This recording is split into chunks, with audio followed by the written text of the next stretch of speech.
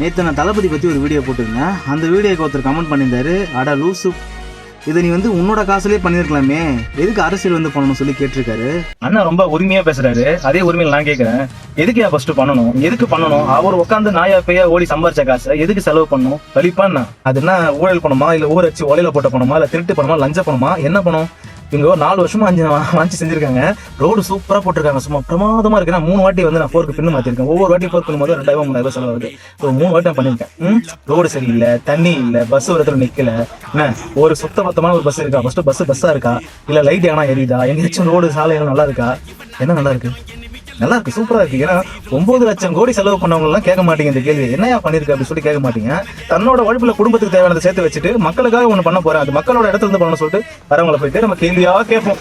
அந்த கேள்வி ஏன் ஆட்சியில் இருக்கவங்களையும் ஆட்டையை போறவங்களையும் கேட்க மாட்டோம் தான் எனக்கு புரியவே மாட்டேது. இன்னொரு விஷயம், அவர் சொல்ற மாதிரி பண்ணாலுமே கூட தமிழ்நாடு ஃபுல்லா அவர் வச்சு காசு வச்சு பண்ணவும் முடியாது. அது நிரந்தர தீர்வே கிடையாது. சரியா, நம்ம வரி கட்டுறோம், நம்ம வரி பணம் திரும்பி நமக்கு சலுகையா கிடைக்குது, நம்மளுக்கு தேவையான விஷயத்த பண்ணணும். இது பண்ணாம விட்டவங்களை கேள்வி கேட்க விட, ஒருத்தர் நல்லது பண்றேன், நான் வரேன், என் வேலை வீட்டுலாம் தூக்கி போட்டு வரேன்ப்பா, என்னை வாழ வச்சவங்கள நல்லா பார்த்து நினைச்சு வரேன்பா சொல்றவங்கள நீங்க இதுல பண்ணணும், உங்க காசு செலவு பண்ண வேண்டியதானே கேட்குது.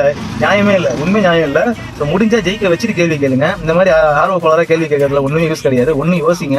இல்லை அதில் தான் முட்டிக்கிட்டு அந்த சர்க்கிள் தான் சுற்றிட்டு இருக்கோம். அதே கடை தமிழ்நாடு இன்னும் பிடிச்சதான் போகும். அதுக்கு வாழ்த்துக்கள்.